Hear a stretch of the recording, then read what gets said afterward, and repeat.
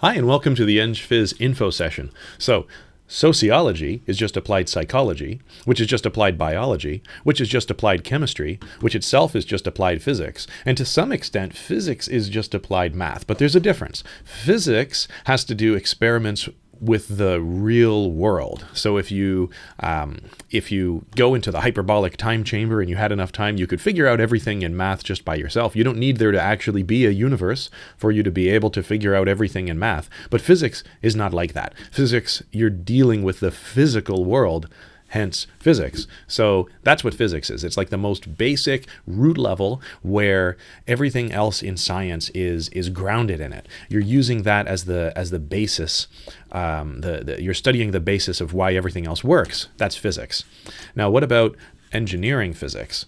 Well, physics being the most basic thing why other things work is kind of like an analogy to why we call it engineering physics. Engineering physics is an approach to engineering that tries to understand the common underlying rules of all engineering disciplines. That is, it's not engineering for physics or even engineering with physics necessarily, but engineering with a physics approach.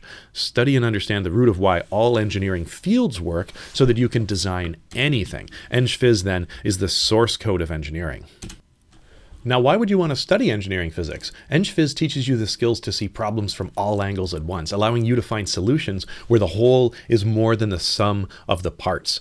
No matter what discipline you study, you're going to have times where you need to know aspects of the other ones, right? Like if you go into mechanical engineering and then you find yourself designing a steel tower to carry electricity at high voltage across the plains in Saskatchewan, then you're going to need to know that, well, how does a Wheatstone bridge work? What are the basics of this stuff that you're transporting with this high voltage line? You need to know a lot of electrical things that you maybe didn't anticipate you'd need to know. You need to know the structural aspects of how is this going to hold up. You need to know that if there's too much sulfur in the steel, then maybe it's not going to be surviving the same stress when you go to a low enough temperature. So you need to know materials things. You need to know all kinds of stuff. No matter what discipline you end up studying, you'll need to have a basic grounding in other ones. Now, Eng Phys is about acknowledging this right from the start to give you the basic literacy in all disciplines, trying to let you participate in any conversation. The idea is when all you have is a hammer, everything looks like a nail,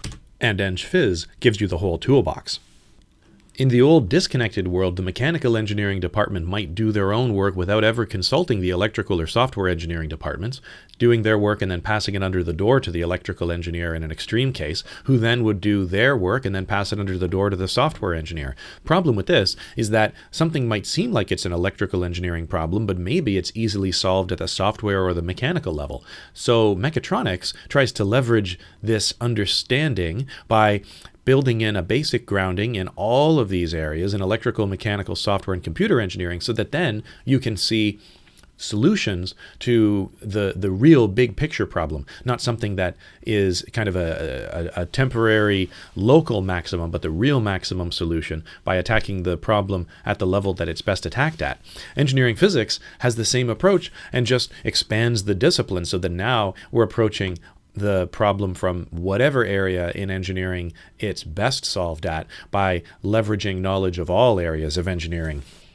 Now, the natural question is, will you actually be able to do anything if you're spread this thin? And here's the real advantage of engineering physics. Gaining 5 times the skill doesn't actually take 5 times the work. Eng Phys points out the synergies between different disciplines to let you learn them faster and deeper than you could learn only one. If you were trying to learn just about fluidic systems, then you'd have nothing to ground this in. You got to deal with the math of this all on its own as a new concept. Same thing if you're trying to learn about just circuits. Now, if you're trying to learn about both together, then you can do what we do in engineering physics. When you're learning about fluidic systems, we say, hey, you know that circuit thing that you already know how to do? Well, this is just exactly the same. And now you not only learn the fluidic system a lot faster than you would if you didn't know circuits, but you learn circuits better by having this new model to compare it to. It's a question of how much time you have. If you need to build a tower and you only have a couple of hours, you got to just start stacking boxes up. No time to do it right, no time to build a deep foundation. If you have more time than that, then you can build a foundation, yes, and have a better tower than you would have been able to otherwise. But if you take the time to build the absolute best foundation, to really, really do it right, then you can build something truly incredible. Well, how much time does it take to build this kind of foundation to really get some payoff?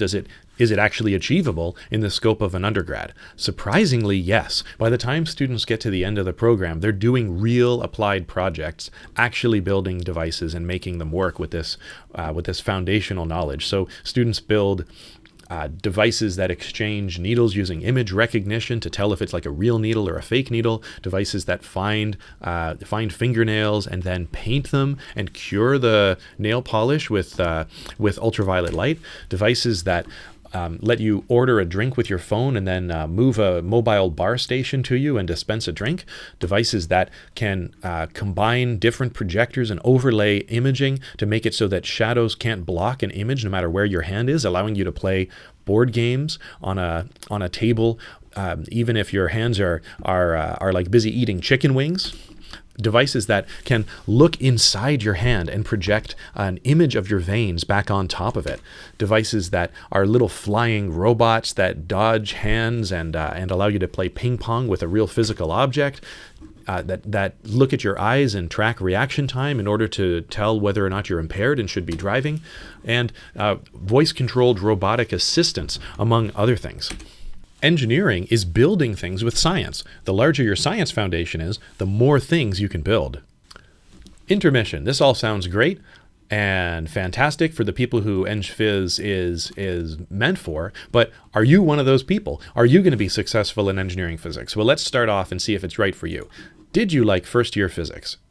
If the answer is no, then likely you must have wanted to truly understand things instead of memorizing. You maybe found that using formula sheets is all about what first-year physics is, and there's no understanding of the formulas, just mindlessly applying them. Eng Phys is not like that at all. Eng Phys is all about really understanding what's going on in courses so that you're never doing things without understanding them. We're about diving deep into the theory so that you really understand what's going on and you can truly master concepts. So in that situation, Eng Phys is for you.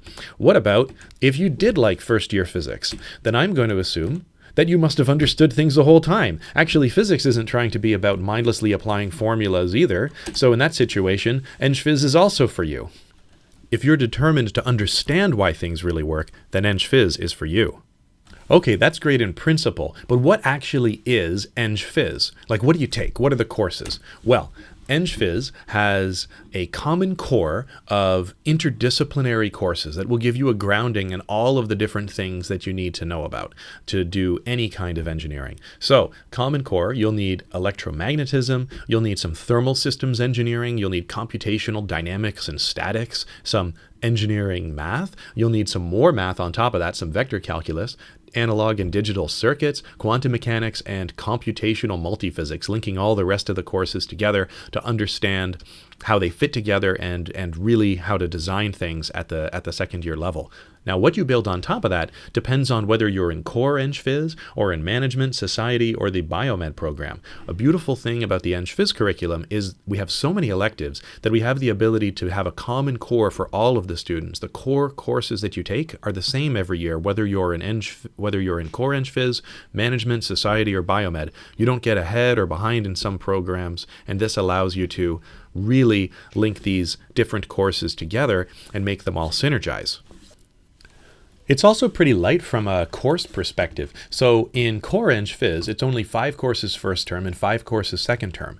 In management and society, it's 6 and 5, and in iBiomed, it's 6 and 6. And this means that in level 2, you actually have the flexibility to decide, you know what, I'm going to take an extra course in first term or second term, and in management and society, you can take an extra course in second term, getting ahead on electives, taking optional bonus electives that you would have had to take later, but now taking them earlier to give extra space in your curriculum for the upper years. You might want to do that because our upper year students end up being overrepresented in TAs, in clubs and teams, having a lot of extracurricular things that end up on their plate. So by having some room in your curriculum to explore those options, you can really go and expand the university experience that you get as a whole. So that's second year. What are the core things that you take in third year and fourth year? Well, the core curriculum here in second year is now laid out in green, and then here's the third year core curriculum and the fourth year core curriculum. So third year, you also take active electronics and then microcontrollers, and you'll take communication and project management. Soft skills, super important for actually being successful, whether you're in technical or in a non-technical role in the future. Sensors, actuators, and control. Numerical methods is how do computers go about solving problems in the way that you were using them to solve these problems in second year. Statistical mechanics. This is what really is entropy and why does thermodynamics actually work, along with understanding statistics in an applied way. Signals and systems, and engineering economics. Then in fourth year, you'll do the CAPSTONE design and synthesis project, where you design things like this police stair climber or those robot and devices or anything that we were looking at in the previous slide, and ethics, equity, and law and engineering. So in addition to this is not that heavy of a core course load because Eng Phys has a huge number of electives. So 6 to 8 units of electives core in level 2, although you could take some of the ones that were going to be in upper years and put them in level 2. You have the space to do that. 9 to 10 units of electives in level 3, and 29 to 30 units of electives in level 4, for a total of 44 units of electives, 6 of which are complementary studies and 38 or more of which are technical. So you can take a little bit more than 44. This is just the minimum that you need, which means that Eng Phys gives you a massive amount of space to specialize in whatever it is that you're interested in. It gives you a core foundation in stuff that you want to know, that synergizes together no matter what area of engineering you find yourself specializing in later, and then gives you enough flexibility to focus anywhere that you're really interested in. So what can you actually specialize in with engineering physics? Well, here at McMaster, we've got research areas specifically in nanotech engineering and nuclear engineering. So a lot of world experts in these two areas are right here in engineering physics at McMaster. Nanotech engineering includes nano and micro devices, building all sorts of tiny, amazing things on nano and micro scales. Photonics, a lot of the reason why the internet is as fast as it is today and getting faster and faster. This is light interaction with matter and using light to transmit information. And solar energy, which is how do you kind of use these micro device fabrication type techniques, and how do you leverage the same kind of things that are in there with light in order to generate energy. In addition to that, we also have specialists in nuclear engineering, and nuclear engineering is responsible for half of the energy generation in Ontario today. This employs a lot of people in the province, and is a fantastic way to keep most of the lights on in the room and generate base load of electricity. Now, what ties these areas together? At first glance, it seems sort of disparate, but what's common about nuclear engineering and nanotech engineering is that all of this stuff requires a deep understanding and deep, broad grounding in physics. So it's this set of courses that you take in engineering physics, which allows you to then go on and specialize in these really high-tech areas that demand that deep amount of knowledge. Nanotech, photonics, and nuclear also synergize in interesting and amazing ways with biomedical engineering. So whether you're in iBiomed core, or you're in just core Eng Phys and are interested in spending tech electives on some biomedical type things, then you can synergize those areas with these core engineering physics high-tech disciplines in interesting and amazing ways, building biosensors, using light to do all sorts of amazing things in the body with biophotonics and sensing and actuating, and in treatments and diagnoses using nuclear medicine and radiation physics.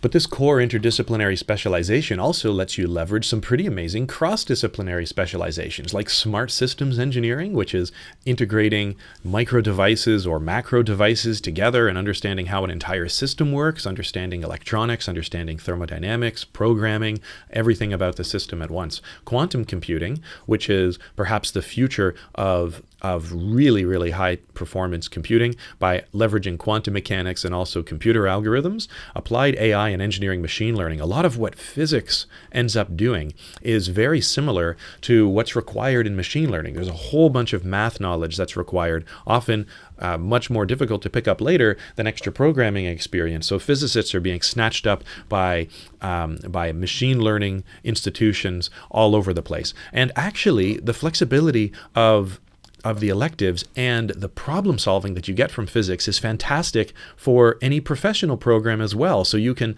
build this into a pre-medical school program if you like. Or take the flexibility of the tech electives from engineering physics and the understanding from the core program in engineering physics to specialize or take interesting courses from anything that you like in science and engineering. This is a pre-approved list of courses, but many others would be acceptable as well.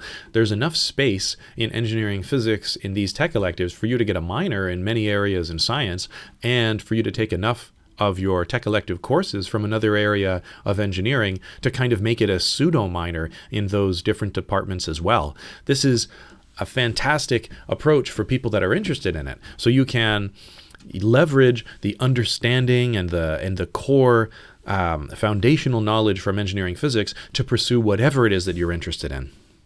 Where do people end up working with this engineering physics degree? Well, if you specialize in high-tech fields available in engineering physics, you might find yourself at L3 Westcam, like Brendan Cass, designing infrared optical systems for night vision, or Paul at North doing optical systems for motion control, or Amanda Kelly doing engineering project managing of electromagnetic equipment at Siemens, or Brendan Wood, systems engineer designing and manufacturing automation systems at ATS, or you might end up being involved in the nuclear industry as a nuclear systems engineer like Jeanette Moore.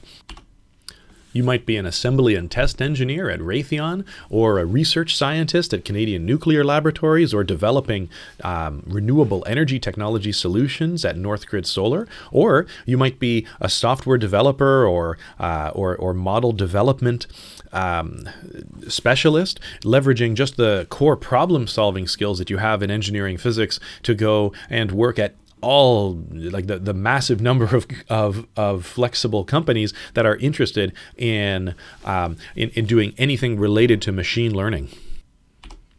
But the list doesn't stop there. We find engineering physics grads working pretty much anywhere. So as electrical engineers or automation engineers at DeFasco, as senior engineers in healthcare policy at Health Canada, as electronics engineers at Panasonic, senior network engineers at Rogers, the R&D learning systems architect at Shopify is an engineering physics grad, and so is the recent physics professor who won a Nobel Prize in physics. One example of this is a friend of mine, Gabe, who went through undergrad about the same time as I did, and then a PhD here in engineering physics around the same time as I did. I think we defended like 3 days apart, and Gabe ended up now at McGill in Cobra Lab, but not in an academic position. He's just leveraging the general technical knowledge that he picked up all along the way in engineering physics. His actual research was nothing to do with what he's doing now, at least on the surface of it, but the learning how to learn that Eng Phys instilled makes Gabe useful to any company doing pretty much anything. In Cobra Lab, it says on his website, Gabe fills the role of expert generalist. Yeah, that's really Eng Phys in a nutshell, where any day he might be designing a low-cost animal perfusion rig, replacing a failed hard drive, writing C++ code for image registration tools, helping with the intricacies of a particular statistical analysis problem, or tweaking a neuroimaging pipeline to run more efficiently on 30,000 different MRIs. Right, so the level of understanding of basic systems that you get in engineering physics can be leveraged to bring value to any company anywhere. A more recent example is Hanny, who now is working at Sanctuary AI, a third advanced high-tech and AI company founded by Geordie Rose, who's another engineering physics grad, actually. So you see a lot of engineering physics people in entrepreneurship due to this broad interdisciplinary focus that we have. But these are not even the exceptions, right? Almost everybody in engineering physics that's taking the CAPSTONE course right now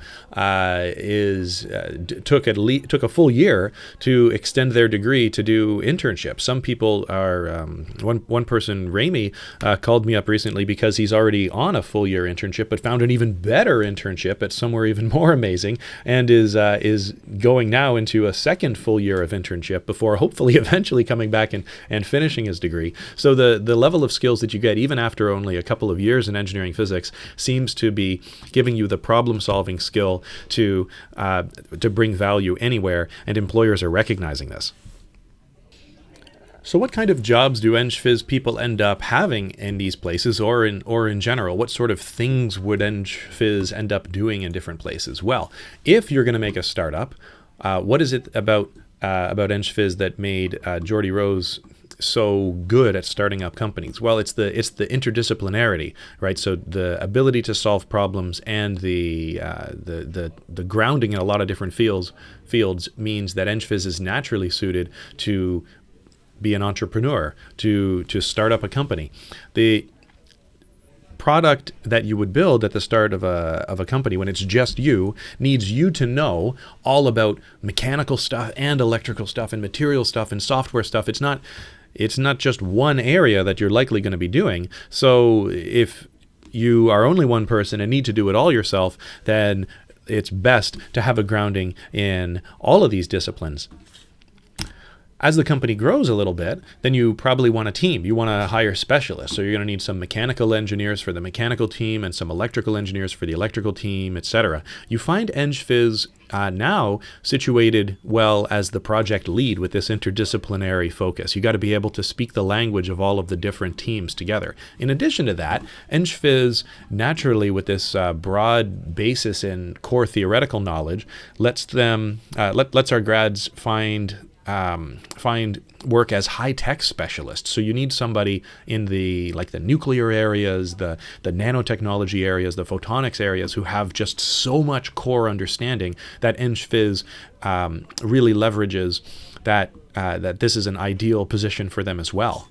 As the company gets a little bit bigger, though, something really interesting happens. Now you start to find Eng Phys people inserting themselves onto all of the core classic engineering teams. Lindsay Vasilik said it recently. She got hired over an electrical engineer to work in an electrical engineering department after the team had a bunch of electrical engineers already. So maybe like the sixth one, the team decided, okay, let's hire an engineering physics person.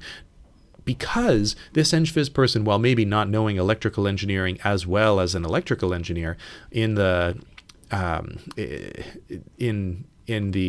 initial phase, knew electrical engineering stuff well enough to be able to pick it up on the job, and also had a grounding in some of the other areas that helps see the big picture of what the team does.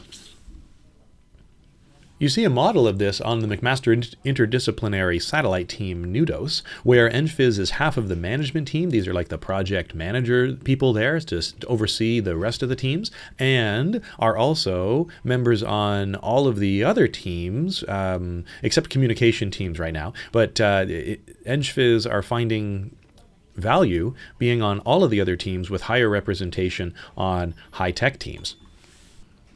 Nudos is one of many clubs and teams that Eng Phys people have high representation on, as well as Solar Car, and really active besides clubs and teams. Eng Phys Student Society helps keep things interesting and be exciting for students here. The fantastic culture in engineering physics. I can't stress enough how awesome the students are. The capstone projects that you'll end up doing at the end of the degree are spanning all sorts of different exciting areas where you'll really get to make something actually work. And some people choose to leverage this into starting companies with it. And this is at the end of a degree where you're going to be having a lot of experiential learning and design. We're really serious about this stuff. So you'll design optical systems, fabricate solar cells, do labs in the nuclear reactor if you're so inclined, and make biosensors. Quality of life during your education is a pretty high priority for us. We've got award-winning instructors and consistently high course evaluation scores. The Quantum Tunnel, which is a dedicated student lounge that's just fantastic for a collaboration space and also just for like socializing. A tutoring program. Senior students help junior ones all the time. This is both through official roles in TAing and also less officially just helping out. Ask senior students for questions and they're happy to help you. The mentorship program, peer-to-peer and faculty mentoring, faculty getting involved in helping you along. Small class sizes, profs will know your name in engineering physics. Program flexibility as well, 38 plus units of tech electives and even research opportunities in several courses as an undergrad. So will you enjoy it? Eng Phys has small class sizes and a great community. Eng Phys teaches cool things you'll love working on and is flexible enough to let you always take courses that you're into. You'll focus on understanding why things actually work and learn how to learn. Eng Phys teaches so many different things that you pick up how to learn quickly, says Jameson, who's now a designer at AMD. This is something that's maybe the greatest advantage of doing engineering, physics, and diving into so many different things to try to deeply understand it. There's something about this that teaches problem solving that allows you to leverage this understanding and be successful anywhere. Eng Phys combines know-how with know-why, teaching you how to learn. So again, Eng Phys is a source code of engineering, gives you the whole toolbox. If you're determined to understand why things really work, it's for you. Engineering is building things with science. The larger your science foundation, the more things you can build. And Eng Phys in particular combines know-how with know-why, teaching you how to learn. What will it do for you?